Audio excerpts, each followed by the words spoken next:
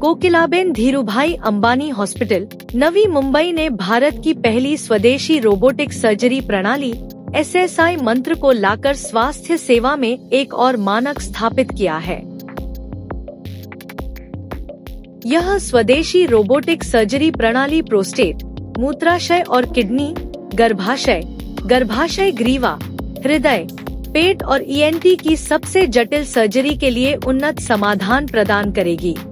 मरीज केंद्रित देखभाल के लिए जाना जाने वाला यह अस्पताल जुलाई 2018 में शुरू हुआ और तब से लेकर आज तक अपने मरीजों को असाधारण परिणाम दिलाने के लिए अभिनव समाधानों को प्रस्तुत करने में सबसे आगे रहा है।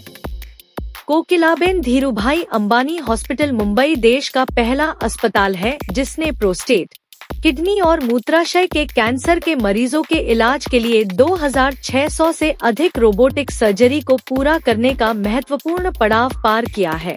इस अस्पताल ने मरीजों और सर्जनों के लिए न्यूनतम इन्वेसिव सर्जरी की सीमाओं की नई परिभाषा रची है।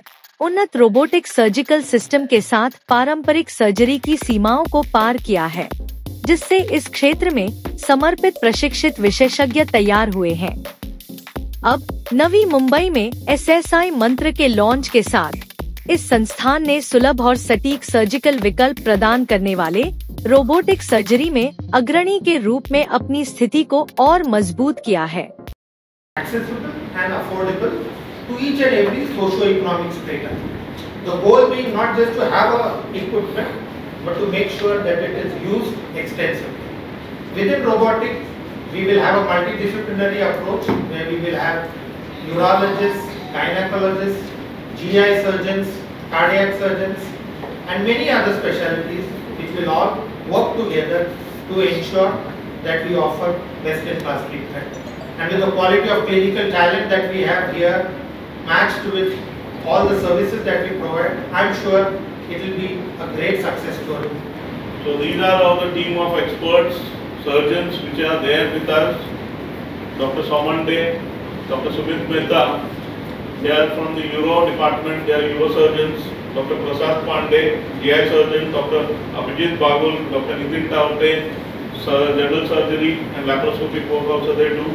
Dr. Bandita Sinha, Dr. Renuka, gynec, Dr. Amjad Sheikh, cardiac, and Dr. Urfa, Dr. Sami Bove will look after the ENT section for the robotic surgeries. So all those panelists are with us, or the doctors with us, and they will be available now with us for the question and answer once we inaugurate the robotic system for today.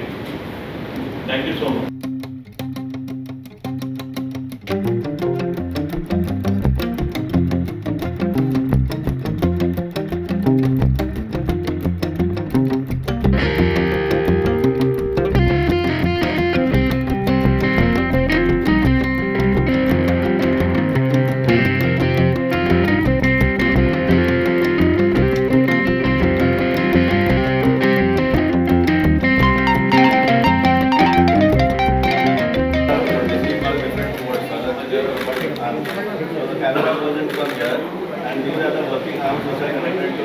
Console. The surgeon sits on the console and operates these arms remotely.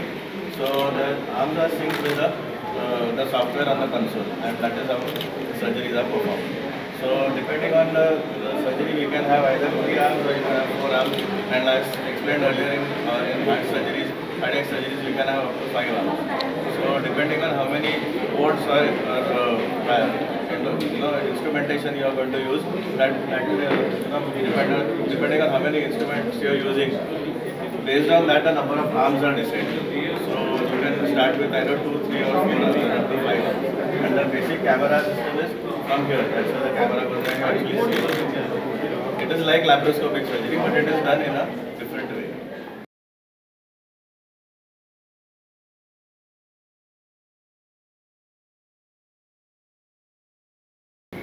नमस्कार, ही आपली कोकिलाबेन धीरूभाई अंबानी नवी मुंबई हॉस्पिटलची डायलिसिसची team आहे. मी doctor Nikhil Shinde, consultant nephrologist, kidney रोगतज्ञ, आणि Avani sister आहेत आणि हे आपले टेक्निशियन आहेत, सिनियर टेक्निशियन सुनील आहेत. जर बोलायला गेलं डायलिसिस आजच्या काळामध्ये, पूर्वीच्या काळी कसे होते की डायलिसिस म्हटल्यावरती अंगावरती काटा यायचा, लोकांना वाटायचं की डायलिसिस म्हणजे फक्त मरण आहे. पण जर आजच्या काळामध्ये जर आपण चेंजेस बघितले, आपलं विज्ञान एवढं प्रगत झालेलं आहे की खूप साऱ्या सुधारणा झालेल्या आहेत पाण्याच्या क्वालिटीमध्ये, डायलिसिसच्या मशीन्समध्ये. त्याचप्रमाणे लोकांमध्ये पण एक इम्प्रूव्हमेंट झालेली आहे की हा डायलिसिस केल्यावरती माणूस बरा होतो. तर हे आपल्या डायलिसिस युनिटमध्ये जर बोलायला गेलं, सध्याच्या काळामध्ये आपण डायलिसिस केल्यावरती ज्यांची किडनी ही खराब आहे किंवा किडनी काम करत नाही आहे, शरीरातली घाण आणि ॲसिड ही निघत नाही आहे, त्यांना आपण एक जीवदान देतो. पण आपली किडनी जशी 24 तास काम करते, जशी 7 दिवस 168 तास काम करते आठवड्याला, आम्ही फक्त पेशंटचे 12 तास मागतो. ॲटलिस्ट 4 तासाचे 3 सेशन जर असे केले तर नॉर्मल जे आयुष्य असतं, आपलं जे जीवन असतं ते आपण जगू शकतो. बेसिकली किडनी पेशंट्समध्ये एकच प्रॉब्लेम असतो की त्यांची किडनी काम करत नाही, त्यामुळे दुसऱ्या अवयवांवर त्रास होतो. हा त्रास होऊ नये यासाठी आपण डायलिसिसचा उपयोग घेतो. आणि जर डायलिसिस जर त्यांनी रेग्युलरली केलं, नेफ्रोलॉजिस्टशी बरोबर कन्सल्टेशन केलं, तर आपण त्यांचे जीवन वाचवण्याचा प्रयत्न करू शकतो. त्याच्या कळीला पॉझिटिव्ह पेशंट्स कोणी नाही, सगळे निगेटिव्ह पेशंट्स आहेत आपल्याकडे.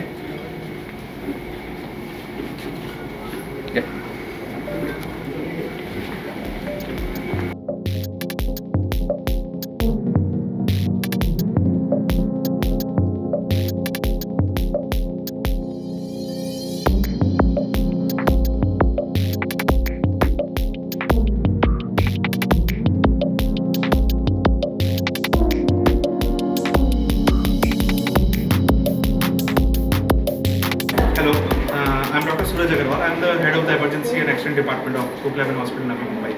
So basically, हमारे pass we have a very state of the art department of emergency. It's a 9-bedded emergency department, 9 bed का emergency है. हर बेड में मल्टीपारा कार्डियक मॉनिटर्स हैं हमारे पास. Any equipment आप सोचेंगे ना, everything is available in the emergency. Even if we have a dedicated resuscitation room, मतलब अगर किसी को ज़रूरत होता है ना कि जान बचाने की ज़रूरत है, हम बहुत बार सोचते हैं कि जान बचाना इज़ वेरी डिफ़िकल्ट, बट हमारे पास एक डेडिकेटेड रूम है जहाँ पे सब कुछ अवेलेबल है. हमारे पास वेंटिलेटर्स हैं, 3 वेंटिलेटर्स ऑन द फ्लोर हैं, एक छोटा पोर्टेबल वेंटिलेटर है. Even if we have a dedicated operation room, so this are everything that is available in the floor actually. And बहुत बार बोलते हैं कि जैसे स्ट्रोक पेशेंट हो गए या हार्ट अटैक का पेशेंट हो गए, उनके लिए टाइम बहुत कीमती होता है. तो हम जो अमेरिकन गाइडलाइंस है उसको फॉलो करते हैं. बेसिकली हमारे लिए जो है स्ट्रोक का और cardiac emergencies K timeline is very fixed. जैसे कोई आया स्ट्रोक को तो उसको थ्रोम्बोलिसिस करना है, जो खून पतला करने का दवाई देना है, तो वो 90 मिनट्स के अंदर देना होता है. And we have very good time for that. हम लेस देन 60 मिनट्स में कर रहे हैं. Even if for heart attack patients जो होते हैं ना, हम उनके लिए डोर टू बलून जो होता है, बेसिकली पेशेंट को एंजियोप्लास्टी के लिए जब लेते हैं तो वो पेशेंट्स को हम लेस देन 30 मिनट्स में कर रहे हैं. So we have a very good response time. Trauma patients, any trauma, we cater to all the trauma patients. So again, as I said, we cater to all and every limb and life-threatening conditions, and we are equipped for everything to handle care of all the emergencies. नमस्कार, मी doctor Shashikant Pawar. मी CEO आहे कार्यरत Kokilaben Dhirubhai Ambani hospital Navi Mumbai येथे. आता शस्त्रक्रियाबद्दल बोलायचं तर हे जे hospital आहे आमचं, तिथे सर्व प्रकारची शस्त्रक्रिया केली जाते. म्हणजे सुपर स्पेशालिटी लेवलची टर्शरी केअरला आपण म्हणतो, लॅप्रोस्कोपिक सर्जरी असेल, लेझर सर्जरी वगैरे असेल, तशा पद्धतीच्या शस्त्रक्रिया केल्या जातात इथे. हाय एंड सर्जरी ज्याला आपण म्हणतो, कॅन्सर असेल किंवा गॉल ब्लॅडरचे जनरल सर्जरी असेल, हर्निया असेल, या सर्व पद्धतीच्या केल्या जातात. आता अत्याधुनिक तंत्रज्ञान ज्याला आपण म्हणतो, जे वाढत जातं, पुढे पुढे नवीन नवीन येत जातं, तर ज्या पद्धतीने आमचा इथॉस आहे कोकिलाबेन अंबानी हॉस्पिटलचा, आपले चेअरपर्सन आहे टीना अंबानी मॅडम, अनिल अंबानी मॅडम, त्यांचा एक थॉट प्रोसेस क्लिअर आहे की एव्हरी लाईफ मॅटर, जी टॅगलाईन आहे, तर प्रत्येक पेशंटला त्या पद्धतीची सेवा मिळावी, रुग्णसेवा मिळावी, हे आमचं एक ध्येय आहे. त्यासाठी जे काही तंत्रज्ञान नवीन नवीन येतं, जसं एक्झाम्पल आता जे रोबोटिक्स आहे, आम्ही आज जे लॉन्च केलेलं आहे रोबोटिक सर्जरी, या सर्जरीनी काय होतं की पेशंटला ब्लड लॉस कमी होतो, पेन कमी होतं, लवकरात लवकर तो आपल्या कामावर रुजू होऊ शकतो. आर्थिकरित्यासुद्धा ते काय तेवढं जास्ती महाग नाही आहे. आता हे जे आम्ही प्रोडक्ट घेतलेलं आहे, जे SSI मंत्रा 3.0 ज्याला आपण म्हणतो आहे, ते प्रोडक्ट जे आहे हे मुंबई आणि नवी मुंबईमध्ये पहिल्यांदा घेतलेलं आहे. सो हे आधुनिक जे आहे ते आम्ही तेच बिलीव्ह करतो की सर्वात चांगलं, सर्वात उत्तम जे असेल ते घेता येईल इथे. आपण ज्याला म्हणतो आपण इंडिजिनियस म्हणजे मेड इन इंडिया जो आहे हा प्रोडक्ट, त्याच्या व्यतिरिक्त जर आपण बाहेरच्या येणारे दुसरे काही रोबोटिक्स जे अवेलेबल आहेत आपल्याकडे इथे मुंबईमध्ये म्हणा किंवा इतर देशामध्ये, त्या ह्याच्याने हे काही कमी नाही अजिबात. हे सर्वात चांगलंच आहे, इकॉनॉमिकल पण आहे, पेशंटला ते अफोर्डेबल पण आहे. आणि ह्या सर्जरीमुळे काय होतं आहे की हे एक स्टँडर्ड ऑफ केअर म्हणून एक आता बघितलं जाईल, ज्याला आपण म्हणतो की ह्या पद्धतीचीच तुम्ही शस्त्रक्रिया करणार फ्युचरमध्ये जाऊन, की आता एक स्टँडर्ड ऑफ केअर असतं. जसं मलेरियाची ट्रीटमेंट एक स्टँडर्ड ऑफ केअर असतं की हे केलं गेलं पाहिजे, तसं रोबोटिक सर्जरीसुद्धा स्लोली त्याच्यात इव्हॉल्व्ह होईल. जसं लॅप्रोस्कोपिक पहिलं नाही म्हणायचे की चला आपल्याला लॅप्रोस्कोपिक थोडं महाग पडेल किंवा ही कशाला ओपनच करू, पण आता लॅप्रोस्कोपिक स्टँडर्ड ऑफ केअर झालेलं आहे आणि हे ॲक्सेप्ट झालेलं आहे. इन्शुरन्स पण कव्हर करतं. सेम वे आता हे पुढे आपण जसं जाऊ आता 3-4 वर्ष म्हणाल तर एक स्टँडर्ड ऑफ केअर बनेल की ह्या शस्त्रक्रिया आपण रोबोटिक्स थ्रूही केल्या जाऊ शकतात आणि केल्या जातील. आता हे एक आपलं आता फ्युचर येणार आहे इंडियामध्ये. बाहेर वेस्टर्न कंट्रीज युरोपियनमध्ये ऑलरेडी झालेलं आहे, इंडियामध्ये पण ॲक्सेप्टेबिलिटी वाढत आहे आपल्याकडे. आणि ते अफोर्डेबिलिटी जो काही पार्ट आहे तो पण याच्यात हा इंडियन प्रोडक्ट असल्यामुळे अफोर्डेबिलिटी पण आपण तो जो पार्ट आहे तो कवर करू शकतो त्याच्यामध्ये. आणि पेशंटलाही त्यामध्ये लवकरात लवकर बरं होण्यासाठी. आणि कसं आहे की हे सर्व ठिकाणी हळूहळू जसं अवेलेबल होईल, पेशंटला प्रत्येक ठिकाणी जाऊन कुठेही ते करता येईल, जिल्ह्याच्या ठिकाणी म्हणा किंवा कुठल्या सिटीच्या ठिकाणी म्हणा, प्रत्येक ठिकाणी त्यांना ते जेव्हा जसं वाढत जाईल, जसं लॅप्रोस्कोपिक आता टायर 2 टायर 3 सिटीमध्येही अवेलेबल आहे, तसं रोबोटिक पण होईल हळूहळू अवेलेबल. पण हे नवी मुंबईसाठी आम्ही पहिल्यांदा घेऊन आलो इथे 3.0 जे आहे, आणि ते सर्व अवयवांवरती काम करतं. म्हणजे असं नाही की एकाच भागात फक्त करायला नाही, हे आपल्याला आपण ENT करू शकतो, थोरॅक्स करू शकतो, कार्डियकवर करू शकतो, ॲब्डोमेनवर करू शकतो, प्रोस्टेटवर करू शकतो, स्त्रीरोगमध्ये सर्विक्स युट्रस ज्याला म्हणतात त्याच्यावर करू शकतो. तो हा वेगवेगळ्या अवयवांवरती पण हा वापरला जाऊ शकतो शस्त्रक्रिया करण्यासाठी. आणि मेन म्हणजे आउटकम ज्याला म्हणतो, आजकाल क्लिनिकल आउटकम हे स्टँडर्ड ऑफ केअर झालेलं, मेजर केलं जातं की बाबा सर्वात चांगलं काय, मोर्टॅलिटी कमी होते का, मॉर्बिडिटी कमी होते का, रक्तस्राव जास्ती होत नाही, त्याच्यामुळे पुढचे जे काही कॉम्प्लिकेशन रिस्क फॅक्टर जे कन्व्हेन्शनल सर्जरीमध्ये असू शकतात ह्याच्यामध्ये नक्कीच कमी केले जाऊ शकतात आणि कमी होतात. आणि आमच्याकडे काही 6 पेशंट त्या रोबोटवर आम्ही ऑपरेट केलेले आहेत. 4 आहेत जे किडनीवरती केलेले आहेत आणि 2 आहेत ते गॉल ब्लॅडरवरती केलेले आहेत. चारीच्या जे किडनीचे पेशंट आहेत व्यवस्थित आहेत, डिस्चार्ज झालेले आहेत, ते त्यांच्या कार्यप्रणालीवरती गेलेले आहेत. एक आज डिस्चार्ज होईल त्यातला. दुसरा 2 जे आहेत जे गॉल ब्लॅडरचे पेशंट आहेत तेही आता डिस्चार्ज झालेले आहेत. ते इमिजिएटली 4थ्या दिवशी त्यांचा डिस्चार्ज दिला गेला. ते आपल्या कामावरती रुजूही झाले, व्यवस्थित काम करत आहेत. ज्याला क्वालिटी ऑफ लाईफ इंडेक्स म्हणतो आपण, जे एखादी शस्त्रक्रिया केल्यानंतर रिहॅबिलिटेशनला टाईम जाईल किंवा मला रिकव्हरीला टाईम जाईल, ह्याच्यामध्ये त्याच्यात कमी होतो, तो टाईम कमी होतो. लवकरात लवकर तुम्ही तिथे रुजू होऊ शकता आपल्या कामावरती आणि त्रासही फार कमी होतो. सर याच्यामध्ये मेंदू शस्त्रक्रिया किंवा हार्ट ट्रान्सप्लांट हे होऊ शकतं का? Heart transplant can be done at a later stage. अजूनही चालू झालेलं नाही आहे, बट जसं जसं हे तंत्रज्ञान वाढत जाईल अजून त्याच्यात नक्की करता येईल. कार्डियकमध्ये 5 आमनी cardiac procedures can be done, CABG वगैरे ज्याला म्हणतो आपण, ते केलं जातं आत्ता. मेरा नाम सुमन भद्रा है. मेरा लैप्रोस्कोपिक सर्जरी हुआ था, गॉल ब्लैडर स्टोन निकाला गया था. सो पहले मैं इस हॉस्पिटल में आया था फॉर बॉडी चेकअप के लिए. उसके बाद इसमें पाया गया कि मेरे गॉल ब्लैडर में स्टोन है. उसके बाद कंसल्टेशन के बाद डॉक्टर ने मुझे बोला कि इस चीज़ का ऑपरेशन करना पड़ेगा और स्टोन को निकालना पड़ेगा. सर्जरी के कुछ दिन पहले डॉक्टर ने मुझे समझाया कि दोनों में क्या डिफरेंस है, कि नॉर्मल सर्जरी कैसे होती है, किस तरह से की जाती है, और ये जो नया टेक्नोलॉजी रोबोटिक्स वाला है उसमें क्या फ़ायदा है और क्या नुकसान है. उसमें यही बोला गया कि आपका जो दर्द कम होगा, आपका ब्लड लॉस भी कम होगा, आप जल्दी ऑफिस जा पाओगे और आपका डिस्चार्ज भी जल्दी हो जाएगा. और नॉर्मल सर्जरी में थोड़ा टाइम लगता है और हील होने में भी थोड़ा टाइम लगता है. तो उस हिसाब से डॉक्टर के कॉन्फिडेंस से डॉक्टर को बिकॉज हमने कंसल्ट किया था, डॉक्टर का कंसल्टेशन अच्छा लगा, तो हमने कॉन्फिडेंस देके फिर रोबोटिक सर्जरी करवाया. कराने के कैसे फील कर रहे हो?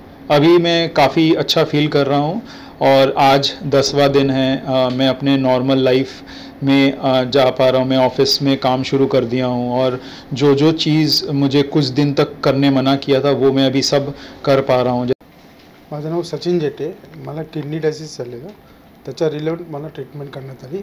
लास्ट ऑफ डिसेंबर मंथमध्ये कन्सल्टेशनमध्ये डॉक्टर सोमन डेच्या कन्सल्टंटमध्ये मला ते आयडेंटिफाय झालं. त्याच्यानंतर मला ही सर्जरी जानेवारी 12ला करण्यात आली आणि त्याच्यामध्ये मला 2 गोष्टी आयडेंटिफाय झाल्या. एक नॉर्मल सर्जरी जी जनरल सर्जरी होते अगेन्स्ट रोबोटिक सर्जरी. तर त्यांनी रोबोटिक सर्जरीचे मला बेनिफिट्स किंवा त्याचे आफ्टर सर्जरी रिकव्हरी चान्सेस किंवा त्याचं पेनलेस सर्जरी होते याचे सगळे ॲडव्हान्टेज त्याने मला समजावून सांगितले आणि we can go to robotic surgery. तुम्हाला असं मनामध्ये कुठे भीती वाढली नाही का ज्यावेळेस आपण सर्जरी आपली होते, रोबोटिक सर्जरी होते, डॉक्टर असेल तर वेगळं असतं आणि रोबोटिक असेल तर वेगळं, तर नेमकं काय अशी भीती कधी वाटली तुम्हाला सर्जरी करताना? नाही, त्याच्यामध्ये मी टेक्नॉलॉजी समजून घेतली की this is advance technology for in India. तर ते आपल्याला एक मेंटली पण प्रिपेअर झालं पाहिजे, ते ॲडॉप्ट केलं पाहिजे आणि त्याप्रमाणे त्या टेक्नॉलॉजी प्रोसेसप्रमाणे हे केले पाहिजे. आणि meanwhile doctor Soman day is very well experience in Dhirubhai Ambani hospital and they are very super services for us in hospitality, housekeeping, nursing staff all are, म्हणजे त्यांनी सर्व प्रकारचे आम्हाला इथे फॅसिलिटी बेस्ट प्रोव्हाइड करेल. Okay, thank you sir.